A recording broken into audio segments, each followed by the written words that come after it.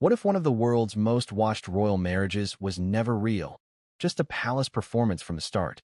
In a jaw-dropping new interview, Meghan Markle reportedly drops a truth bomb that's shaking Buckingham Palace to its foundations. She says her marriage to Prince Harry never truly existed, calling it a royal illusion, a branding move crafted to modernize the monarchy's image.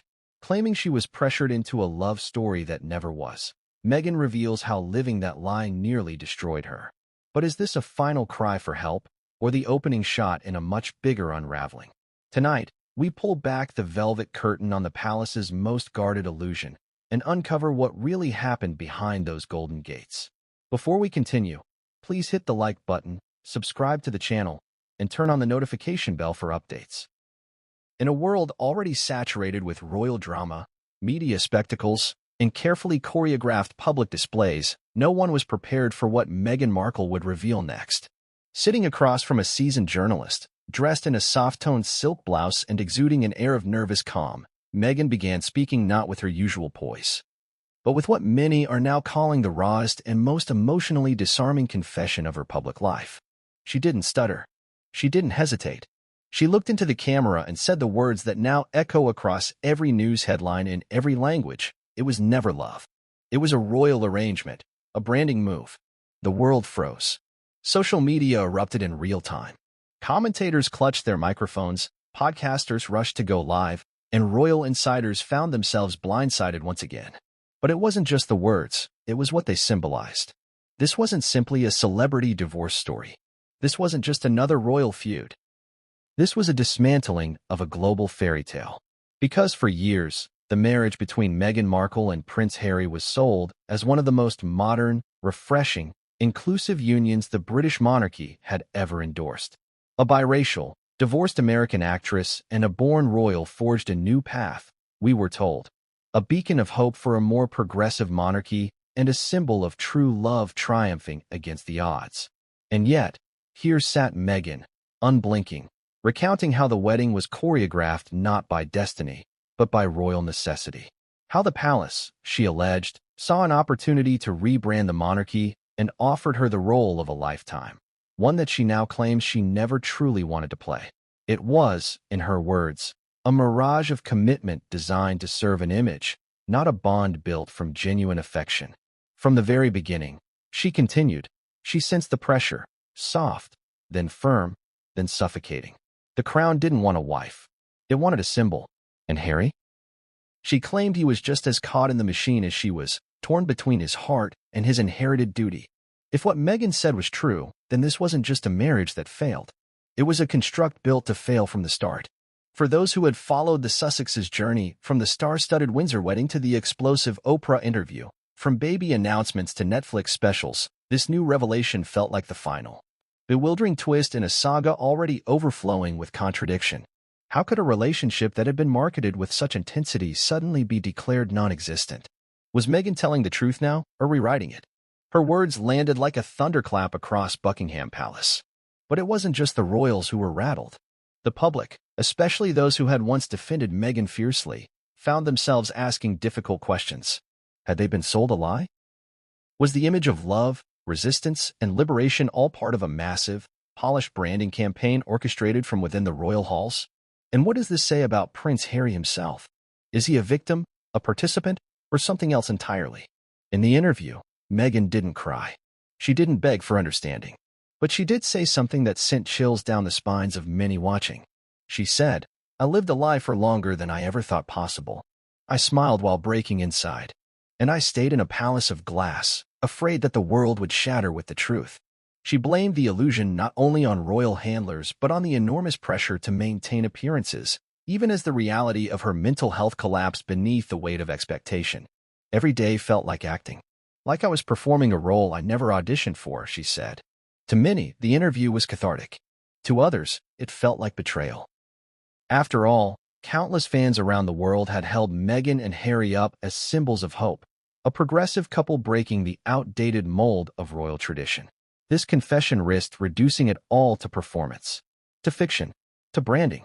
So now, the world is forced to reckon with a new version of the story, one where a marriage was allegedly constructed for optics, One where two people were cast into a role they couldn't carry, and one where the glittering veneer of royalty gives way to a narrative of control, image manipulation, and disillusionment.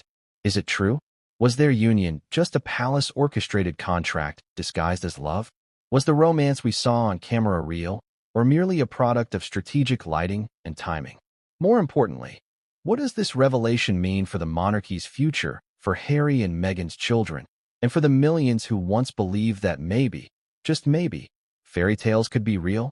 Because if this was a fantasy, then the ending has arrived. And it's nothing like what anyone expected. It began as a subtle whisper between analysts and gossip columnists, an unconfirmed idea that something beneath the polished surface of Prince Harry and Meghan Markle's relationship had always been slightly off. The forced smiles, the increasingly separate engagements, the growing distance in interviews. And now, with one sentence during a televised interview, Meghan confirmed what skeptics had long suspected, that the marriage, in her words, never existed, not in the way people think it did. This was not a casual remark.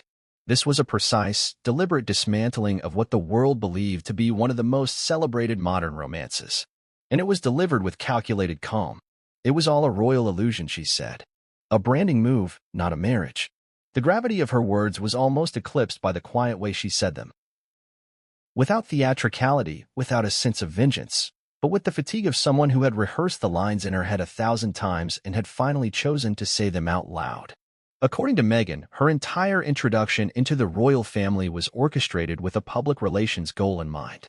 She claimed that even before her official engagement to Harry, palace aides had begun strategizing how to present her as a transformational figure, a woman of color, a divorcee, a Hollywood success story, who could inject youth and modernity into a monarchy aging not just in years, but in relevance.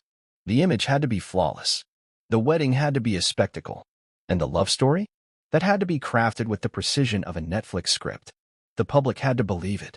The tabloids had to promote it. And she and Harry, well, they had to perform it. Meghan explained how even her earliest conversations with Harry were filtered through the royal lens. I was vetted like a brand partner, she said. There were meetings, briefings, strategy sessions. It stopped feeling personal very early on. I knew what I represented before I knew what I meant to him. Observers were quick to dismiss the possibility that Meghan could be rewriting history. After all, countless moments had been captured showing Harry and Meghan seemingly lost in one another, laughing, gazing, comforting. But Meghan challenged those assumptions, asserting that loving someone and being in love are different things. We had deep affection, we had trust. But marriage? The way you think of it? No. We were partners in an assignment. To her, the assignment was clear. Play the part of the royal wife, show up in designer gowns, champion acceptable causes, and above all, protect the institution. But Meghan says that from the outset, the rules were unspoken yet suffocating. You're allowed to smile, but not too much. Speak, but not about certain things. Be proud of who you are, but not more than the one born into the title. Perhaps one of the most startling parts of the interview was when Meghan spoke about the wedding day itself. The dress was real. The guests were real. But I felt like a mannequin in a store window. It was less about us and more about what we were representing. Diversity, progress, reinvention. But behind the veil, it was pure structure. She described moments where she and Harry would retreat backstage, literally, in some cases, during public events to regroup emotionally. We used to whisper things to each other in coded phrases. It was our way of surviving, of reminding each other that we were people, not portraits. But what about love? Surely there must have been something real? Meghan acknowledged that she and Harry had shared powerful emotional bonds. There were nights we laughed till morning. Times when I thought, maybe it's becoming real. But the machinery was always louder. The pressure. The image. It always came between us. When asked directly if she loved Harry, Meghan responded, I did. And I do, in a way. But love alone doesn't hold up when the scaffolding around you is built on expectations, not honesty. These statements struck deep. Critics immediately pointed to photos, interviews, and shared projects that painted a very different story. The Oprah interview, for example, had centered their relationship as a tale of survival, mutual loyalty, and personal growth. But now, this narrative seemed splintered. Was that also part of the illusion? Royal insiders were swift to deny the implications. They were madly in love, one palace source said anonymously. You can't fake that level of connection for that long. Others were more cautious, noting that Meghan's claims might reflect her truth, even if they didn't match others' recollections. Still, the media had a field day.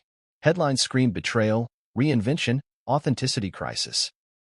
Morning talk shows replayed clips of Harry lovingly gazing at Meghan as she delivered a speech, asking, "Was that real?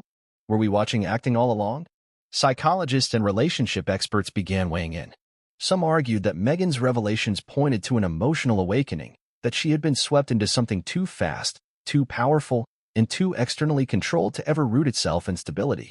Others saw it as an attempt to regain narrative control after years of public scrutiny.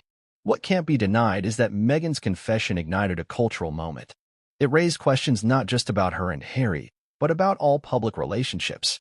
How much of what we see is real? How much is manufactured? And do people in the spotlight even know themselves where the line is drawn? In the aftermath of her statement, support and condemnation flowed in equal measure. Fans applauded her bravery, praising her for breaking away from what they perceived as a toxic monarchy. Detractors labeled her manipulative, accusing her of rewriting history for attention. But perhaps the most poignant reactions came from those who had once found hope in the Sussexes. One online comment read, "I defended them through everything, but now I don't know what to believe. If even their marriage was a lie, then what's left?" The erosion of trust isn't easily repaired. Meghan's statements, while emotionally searing, left in their wake a trail of broken belief, belief in love, belief in the couple's cause, belief in a modern monarchy. And still, Meghan insisted she wasn't telling her story to destroy. "I needed to breathe," she said. "I needed to stop pretending. If I didn't say this now, I don't think I ever would." Behind every royal spectacle lies a tightly controlled system of influence, protocol, and image strategy. And in the case of Prince Harry and Meghan Markle, the palace's role in what Meghan now calls a branding arrangement is being dragged from the shadows and into the glaring light of public scrutiny. According to Meghan's explosive new revelations, her marriage to Prince Harry was not born out of spontaneous love or organic courtship. It was a calculated move, orchestrated by palace handlers who saw an opportunity to modernize and humanize the monarchy's image. But how exactly does such a royal machine operate behind closed doors? What role did the palace really play in the shaping, or staging, of one of the most publicized relationships in modern history? It begins long before the engagement. Meghan claims that from the very moment she was introduced to Prince Harry, her presence was dissected and assessed for brand compatibility. She recalls how senior aides began setting up talking points about her heritage, humanitarian work, and acting career. Not as a means to introduce her authentically to the public, but to mold her into a new face of a very old institution. "They knew the monarchy needed a makeover," she says. "They didn't need me as a person. They needed me as a symbol." This kind of maneuver isn't new. Royal watchers and historians have long documented how the palace machine builds carefully choreographed personas for members of the royal family. From Diana's carefully curated public appearances to the strict management of Prince William and Kate Middleton's early courtship, the firm, as the royal institution is known internally, operates with the kind of precision usually reserved for political campaigns. But according to Meghan, what made her case different was the speed and intensity of the rollout. The moment her relationship with Harry became public, she was summoned into what she describes as royal marketing sessions. Informal but sharply strategic briefings where she was told how to dress, how to speak, and most disturbingly, how to behave as a partner rather than an individual. There were things I wanted to say, causes I wanted to support, questions I wanted to ask. But I was told, not yet. Everything had to be approved, she recounted. It wasn't about truth. It was about optics. Several insiders have anonymously backed parts of Meghan's claims. One former royal aide who worked on public relations during the early Sussex years confirmed to reporters that the palace had an internal document detailing how Meghan's identity would be introduced to the world. It reportedly included color palette preferences, pre-approved charity focuses, and even sample headlines meant to shape public perception. Another source, a former member of the palace's communications office, alleged that Harry himself was encouraged to fast-track the engagement announcement to align with a planned media cycle. The palace was hemorrhaging goodwill at the time, the source said. They needed a fresh angle, and Meghan was it. But how deep did this arrangement go? Meghan insists it wasn't just surface-level influence. She describes moments where she and Harry were coached on how to appear loving without being too intimate, how to maintain eye contact with one another during speeches, and how to react in public in a way that matched the narrative the palace was pushing. It was like living in a reality show that didn't allow you to break the fourth wall, she explained. One of the most disturbing allegations from Meghan's interview revolves around the royal wedding itself. While millions around the globe tuned in to watch what they thought was the epitome of a fairy tale romance, Meghan now claims it was more like a film shoot. Everything was scripted. The way I walked, the smile I had to maintain, even the positioning of my hands during the vows, it was rehearsed, not felt, she said. The wedding wasn't our moment. It was theirs. When asked who they were, Meghan responded cryptically, the palace, the courtiers, the invisible directors. She claims that every detail, from the floral arrangements to the guest list, was engineered to project an image of inclusion, hope, and unity.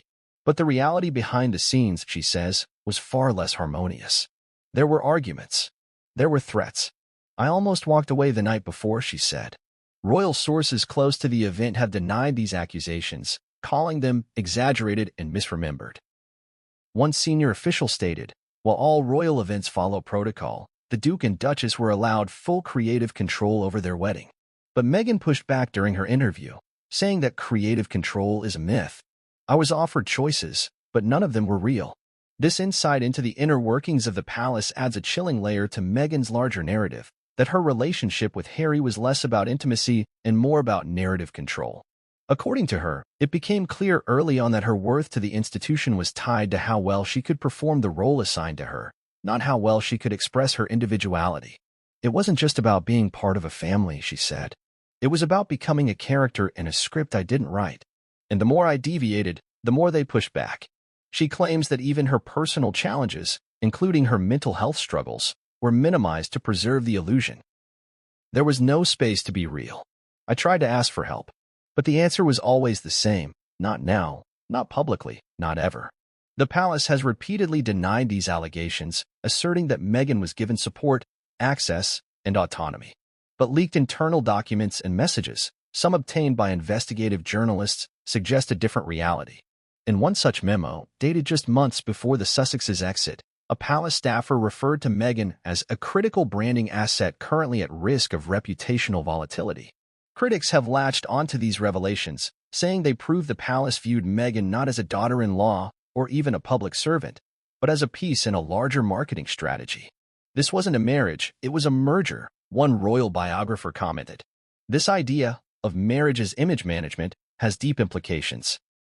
If true, it means that the very institution tasked with upholding British tradition is also complicit in manipulating the emotional lives of those who serve it.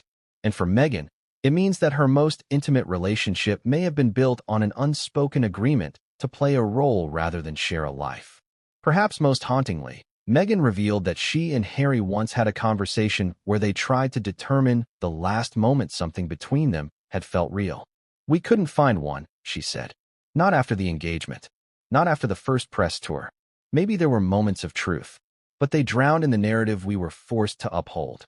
The palace, predictably, has issued no formal comment beyond the standard, no response to private family matters. But behind the scenes, sources report a state of crisis. Meetings have allegedly been held, reputational damage assessments have begun, and several insiders are pushing for Harry to publicly refute Meghan's claims.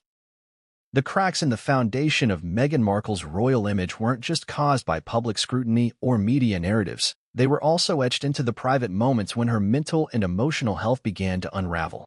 In this deeply revealing part of the interview, Meghan confesses that for years she lived a lie, enduring a kind of psychological imprisonment behind palace walls, all in the name of upholding an illusion. Her words are raw, disturbing, and brutally honest. She begins this section of the interview with a chilling phrase, "I became someone else to survive." Meghan describes how every day in the palace required her to suppress more of her identity, her values, and her feelings, replacing them with smiles, calculated gestures, and photo opportunities. I would look in the mirror and not recognize myself. And worse, I was applauded for it. The illusion of the perfect Duchess came at a cost. Meghan explains that there were strict, unspoken rules about how much emotion she could show in public, and even in private. Any signs of discomfort, sadness, or anxiety were interpreted as weaknesses or, worse, threats to the palace's image. I cried in silence, she says. Sometimes on the bathroom floor, sometimes in bed, staring at the ceiling. But I always made sure my eyes weren't red when I walked out. That was the job, putting on the mask, no matter what. Behind that mask, however, Meghan says she battled a worsening internal storm. Anxiety attacks became common. Sleep was rare. She began to feel as though her existence had been reduced to a role that needed constant editing and reperforming. I had no idea who I was without the script, she admitted. At one point, Meghan describes a particularly dark moment during the couple's first overseas tour. While the cameras captured glamour and smiles, she was breaking down inside. I remember being in the dressing room before an event, gripping the side of the sink just to stay upright. I looked at Harry and said, "I don't think I can do this anymore." He didn't know what to say. The question inevitably arises, why didn't Meghan speak up sooner? Why didn't she rebel against the system from the beginning? Her answer is heartbreakingly simple: fear. I thought if I just held on a little longer, if I played the part perfectly, eventually I would earn the right to be myself. That illusion of progress, of acceptance, of eventual freedom became a prison in itself. She details the many times she attempted to seek help through palace channels, only to be redirected, ignored, or discouraged. They told me it would look bad if I spoke to someone, that it would raise questions. But I was already full of questions. Like, how could a place so powerful be so blind to suffering? Meghan goes on to describe the overwhelming loneliness of palace life. Despite living in grand estates and attending high-profile events, she says she often felt more isolated than ever before. Her friends back home were discouraged from visiting. Her phone calls were monitored, and conversations with palace staff, she claims, were mostly transactional. What are you wearing? Who are you sitting next to? When's the next walkabout? Adding to the emotional burden was the growing public criticism. Tabloids dissected her every move. Social media was filled with toxic speculation, and even the smallest misstep was framed as a scandal. But rather than defend her, Meghan says the palace remained silent. Their silence felt like betrayal. I kept waiting for someone to say, "We see you. We've got your back." But that moment never came. Instead, Meghan says the pressure to maintain appearances only intensified. It was as if my breakdowns were inconveniences, like I was ruining the fairy tale by being real. One of the most painful admissions in this portion of the interview was Meghan's recollection of suicidal thoughts. Though she had previously spoken about this in more measured terms, she now expands on the experience in detail. There was a moment, just before a major event, where I looked out at the crowd and thought, what would happen if I just disappeared? Not physically, but emotionally, mentally, spiritually. I was already fading. What was left to lose? She describes reaching out to a senior member of the royal household at that time, asking for permission to seek professional help. The response she claims to have received was clinical and cold. "That's not how we handle things here." According to Meghan, that conversation was the final straw. I realized then that I wasn't just playing a role. I was a pawn, a replaceable character in a centuries-old narrative. These revelations have been met with mixed reactions. Mental health advocates have rallied behind Meghan, calling her courage to speak out a breakthrough in destigmatizing emotional vulnerability among public figures. One expert, Dr. Amelia Rains, a clinical psychologist specializing in trauma among high-pressure professionals, commented, "What Meghan describes is a textbook case of institutional gaslighting, where the system convinces the individual that their pain is either unimportant or imagined." Royal defenders, however, argue that Meghan's narrative may be exaggerated for effect. Some former staffers claim that private counselors were made available to her and that the palace had begun mental health awareness campaigns even before her arrival. "We offered her what we could," said one anonymous insider. But there are limits to what can be done when someone refuses the terms of the environment. Meghan rebuffs this idea with a pointed observation. "If the terms require me to suffer in silence, then maybe the environment needs changing, not me." She reflects on the emotional toll that silence has taken, not just on her, but on Harry as well. According to Meghan, her husband was also forced into a role of passive observance, watching the woman he loved unravel while being told to maintain a stiff upper lip. "He tried to protect me," she says, "but he was still shackled to the system. We both were." This section of Meghan's interview serves not only as a personal testimony, but also as an indictment of the structures that uphold outdated ideals of image over integrity. Her words strike at the heart of royal tradition. What good is a crown if it sits atop a castle built on silence, performance, and unspoken pain? As she concludes this portion of the interview, Meghan makes a statement that echoes with raw finality. You can only live a lie for so long before your soul starts to decay. I wasn't trying to betray the royal family. I was trying to save myself. While Meghan Markle's shocking revelations dominated headlines, one question echoed louder than most. Where was Prince Harry in all of this? His silence, particularly during Meghan's emotional descent behind palace doors, has become one of the most scrutinized elements of this narrative. Was he quietly complicit in maintaining the illusion? Or was he simply another victim, trapped, broken, and unable to help even the woman he loved? This section of the story turns a sharp focus onto Prince Harry, not as a duke or as a former royal figure, but as a husband, a man, and ultimately, a deeply conflicted individual torn between two worlds. In Meghan's explosive interview, she alluded several times to Harry's internal struggle. He tried to protect me, she said, but he was still shackled to the system. Those words paint a picture of a man attempting to straddle two opposing realities, his duty to the crown and his loyalty to his wife. But as the palace tightened its grip, Meghan alleges that Harry found himself frozen, helpless to intervene without becoming a target himself. The idea that Prince Harry, so famously rebellious and outspoken in the past, would suddenly become passive and reserved is difficult for many to accept. After all, this is the same man who walked behind his mother's coffin at age 12, the same man who served 2 tours in Afghanistan, and the same man who defied centuries of tradition by marrying a divorced American actress of mixed race. How could someone so outwardly strong be so privately powerless? According to royal watchers and close friends, the answer lies in Harry's lifelong conditioning. From the moment he was born, Harry was told he was the spare, a safety net for the heir, Prince William. That title alone, while seemingly benign, shaped much of his upbringing. Every move he made, every relationship he formed, was seen through the lens of palace protocol and public perception. He learned early on that deviation came with punishment, not just in private but in the harsh glare of the British press. Multiple former insiders describe Harry as someone who always wanted to challenge the system but lacked the support to follow through. He questioned everything, said one former aide. But when it came time to act, he often hesitated. He didn't want to hurt the Queen. He didn't want to disappoint his father. And so he stayed quiet. This habitual self-censorship may explain his silence during Meghan's darkest periods. Though she describes him as empathetic and worried, she also notes his frequent retreats into what she calls royal autopilot. There were days he would go into meetings or events, come home, and barely speak. Not because he didn't care, but because he was collapsing under the weight of it all. The image of a fractured Harry has become more visible in recent public appearances. Observers have noted his noticeably tense expressions, reduced eye contact, and diminished presence.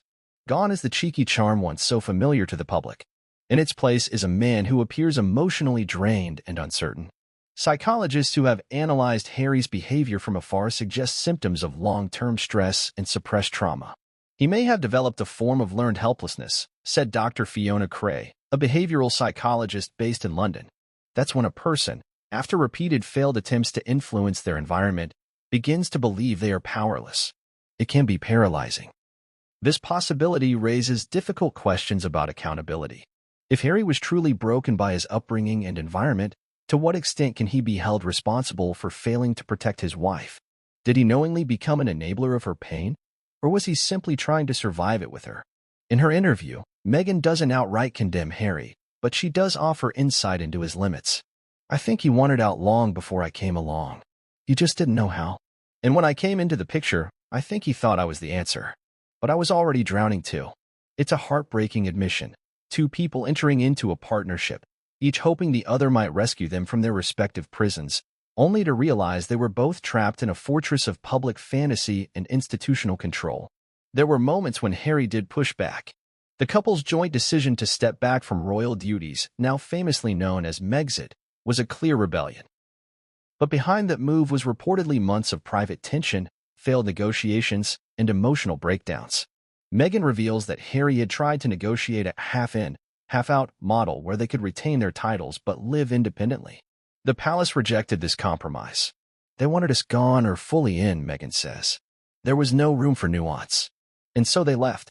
But even after the move to America, Harry's silence continued. In interviews, he often deflected difficult questions or offered vague answers. During Oprah's bombshell interview in 2021, Meghan did most of the heavy lifting emotionally, while Harry gave shorter, more guarded responses. Critics said he looked disengaged. Supporters said he was trying not to break down on camera. His memoir, Spare, gave a glimpse into his inner world, an existence marked by grief, resentment, and moments of clarity. But even there, much of the emotional labor was about his relationship with his father and brother. Meghan's struggles were acknowledged, but not deeply explored. Some interpreted that as avoidance. Others believed he was protecting her, even from himself. In the newest revelations from Meghan's interview, however, it becomes increasingly clear that Harry's silence may no longer be protective, it may now be damaging. By not speaking up, by not publicly confirming or denying her claims, he leaves her exposed. Her critics claim she's lying. Her supporters wonder if Harry is wavering in his loyalty. The ambiguity is costly. One anonymous royal biographer suggests that Harry is likely at a personal crossroads. He's a man split down the middle, between the royal values instilled in him from birth and the emotional urgency of the life he chose with Meghan. He can't be both. And the longer he waits to choose, the more he risks losing everything. So what does the future hold for Prince Harry? If Meghan's words are any indication, she may be preparing to walk away. Not just from the institution, but from the marriage itself. She described their relationship as a royal illusion, implying that even their most private moments were crafted in response to public need rather than personal desire. "I don't know if we ever had a real chance," she said. "We loved each other, sure. But love isn't enough when you're living someone else's dream." Harry, meanwhile, has remained publicly silent since the interview aired. No statements, no corrections, no defense. The silence is deafening and telling. As the world watches and speculates, one thing becomes clear. Harry is no longer just a prince or a husband.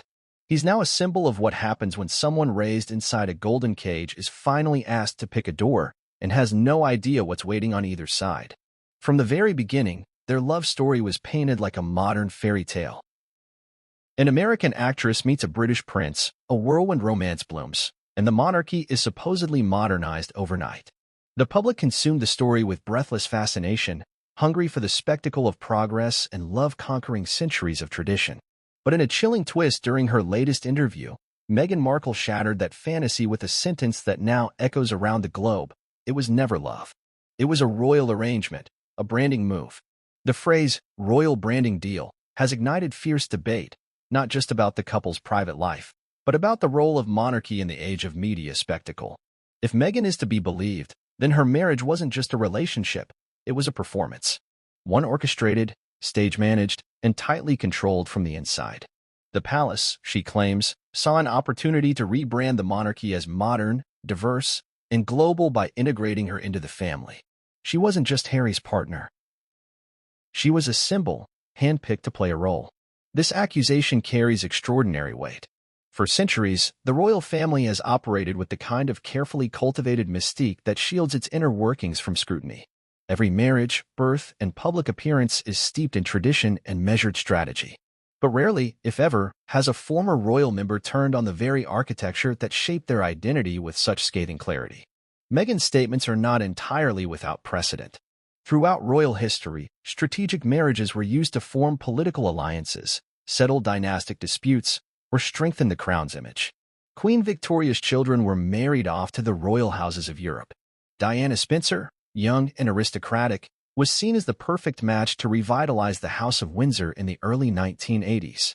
But those arrangements were never explicitly framed as branding moves. Meghan's claim pushes the envelope further. It implies a conscious manipulation of love for PR optics in the digital age.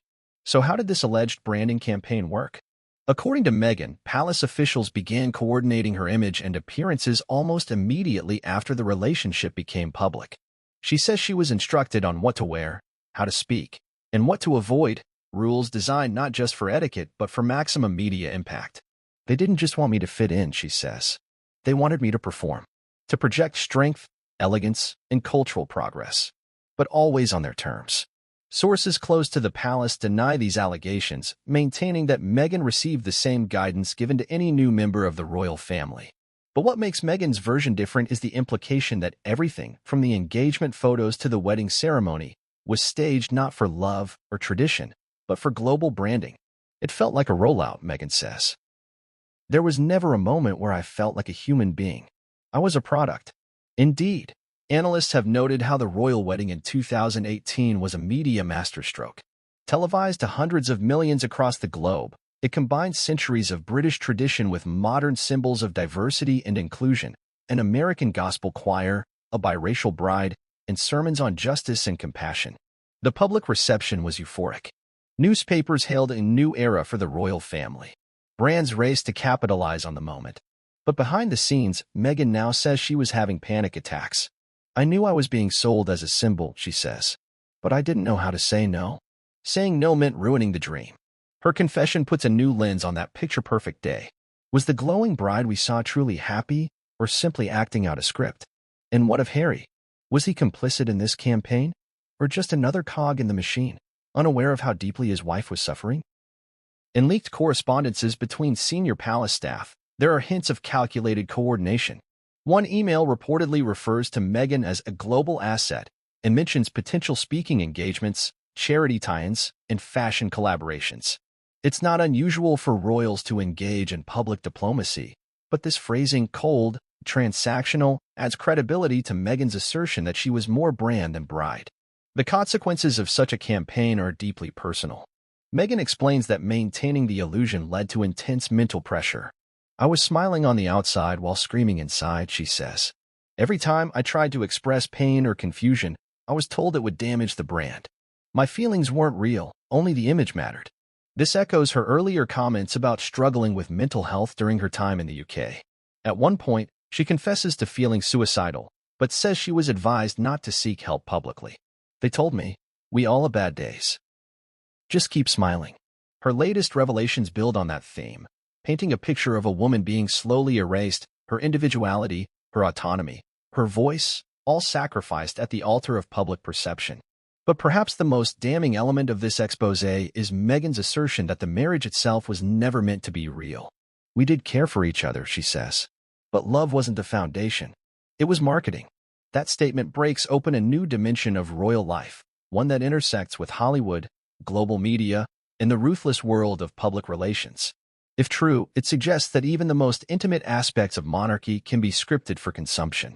Naturally, critics have responded with fury. Royal commentators call Meghan's claims disgraceful, accusing her of rewriting history for personal gain. She's weaponizing emotion to burn down an institution, said one royal biographer. Others question her motives. If the marriage was a fraud, why did she wait this long to reveal it? Why participate in Netflix deals and memoirs if the pain was so profound? But supporters argue that her willingness to speak now, at great personal cost, is evidence of her authenticity. She's finally telling the truth, says a former aide who once worked with Meghan during her time at Kensington Palace. She put on a brave face for years. But behind the scenes, she was suffocating. This isn't revenge, it's release. The idea of marriage as performance is not new in the celebrity world. Countless power couples in Hollywood have built empires on carefully crafted personas. But when that performance involves one of the oldest institutions in the world, a monarchy that traces its lineage back over 1,000 years, it becomes something far more dangerous. It becomes a betrayal of national mythology. And therein lies the deeper fear for Buckingham Palace. Meghan's words aren't just personal, they're institutional. They challenge the very idea that the monarchy is a source of stability and truth. If one marriage was fake, how many others were too? If one woman felt silenced, how many others are still trapped behind palace walls? For now, there's no official response from the palace.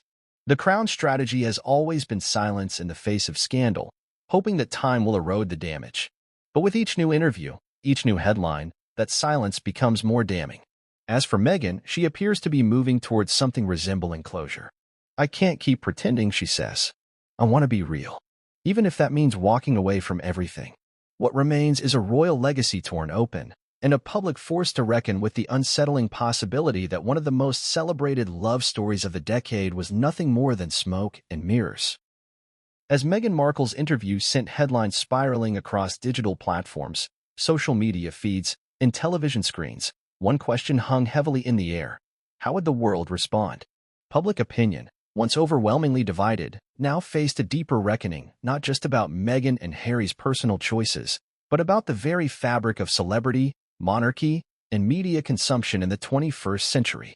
The reaction was immediate, fierce, and split across striking fault lines. Some rallied behind her with unwavering sympathy, others reacted with pure outrage, and a surprising third group sighed with fatigue, tired of the endless drama that seemed to follow the couple like a shadow. In the first few hours following the explosive interview release, hashtags began trending worldwide. Hashtag Meghan speaks, hashtag royal truth, hashtag it was an illusion. Supporters hailed her for her honesty, calling the revelation brave, necessary, and long overdue. Emotional threads popped up across platforms. Reddit, Twitter, TikTok, of individuals sharing their own experiences of being silenced, used, or placed in toxic relationships under societal pressure. "I'm not a royal," one commenter wrote, "but I know what it's like to be paraded around to play someone else's fantasy. Meghan's words are my truth, too." Celebrities weighed in quickly. Some praised her transparency, especially in addressing the emotional toll of living under constant surveillance and expectation. "It takes courage to say what she just said," tweeted one prominent American actress. "So many women live under the illusion of a perfect marriage, just to keep others happy. She broke the illusion." Mental health advocates found new urgency in Meghan's statements. Prominent therapists and social workers took to platforms like Instagram and LinkedIn to unpack how image-based pressure can lead to suppressed trauma and depression. Many used the moment as an opportunity to reinforce the message that even public figures, especially those who seem to have it all, are not immune to deep emotional pain. The conversation quickly transcended Meghan as an individual and transformed into a global reflection on psychological resilience in high-pressure environments. But not everyone responded with empathy. Critics came out in full force. Commentators on British morning shows accused Meghan of tarnishing the institution that once gave her global status. "She was given a platform, wealth, privilege," one royal correspondent said, "and now she's burning the house down because it didn't suit her anymore." Newspapers like the Daily Mail and The Sun ran scathing headlines within hours. Meghan's marriage meltdown, Duchess of Delusion, and royal rewriter. On online forums and YouTube, a counterwave surged. Skeptics questioned her timing, motives, and authenticity. If it was all fake, one user asked, why wait until now, after the Netflix deal, after the memoir, after all the PR rounds, to say it? Another wrote, she signed up for this. She knew exactly what she was doing marrying into that family. And now it's all victimhood? Come on. Others took issue not just with Meghan's claims, but with the implications they cast on Prince Harry. "So what is Harry to her now?" asked a prominent British journalist. "Just a pawn? A brand mascot? If the marriage was a palace arrangement, does that mean she never truly loved him? Where does that leave him?" This spurred a deeper debate about Harry's role in all of this. Many still see him as a man who broke from tradition to protect his wife and children. But Meghan's statement complicates that image. If he was part of a branding deal, was he willingly complicit, or just as manipulated? Some now speculate about what Harry may have known or chosen not to see. Perhaps the most interesting development in the wake of the interview, however, was the reaction from those caught in the middle. People who once cared deeply now admitted they were simply tired. Every time you think it's over, there's another interview, another docuseries, another scandal, one viral tweet read. "At this point, I just want peace for all of them." This emerging group, neither staunchly pro-Meghan nor fervently against her, expressed weariness at being dragged back into the chaos every few months. They questioned whether the constant media coverage was healing or harmful. One YouTube comment said, "This was explosive, yes. But at some point, don't we all need to stop reopening old wounds and just move on?" There's an underlying truth in that sentiment. The Meghan and Harry story, once novel and refreshing, has become, for some, a source of emotional exhaustion. It's not just a soap opera anymore.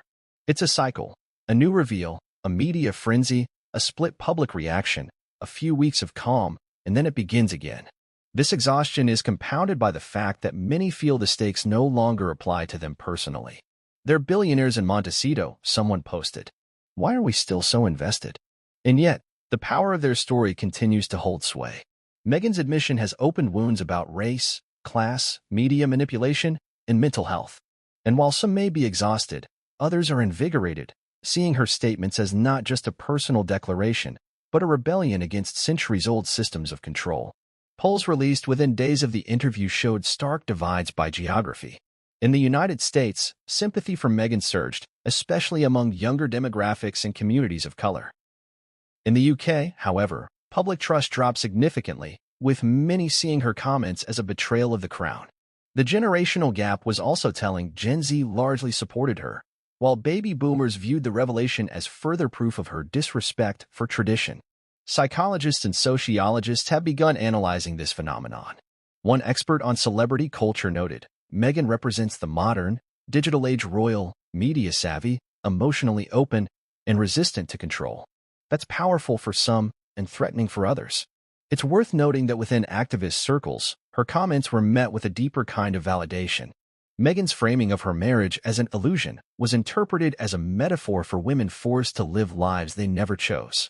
Domestic violence prevention groups cited the interview in campaigns about coercive control and emotional abuse.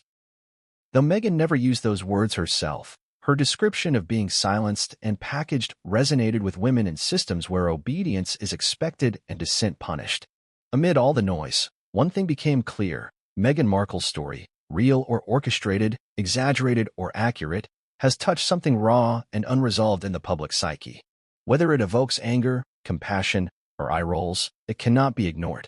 And while Meghan herself may claim she's done with pretending, the world is far from finished with the fantasy she just tore apart.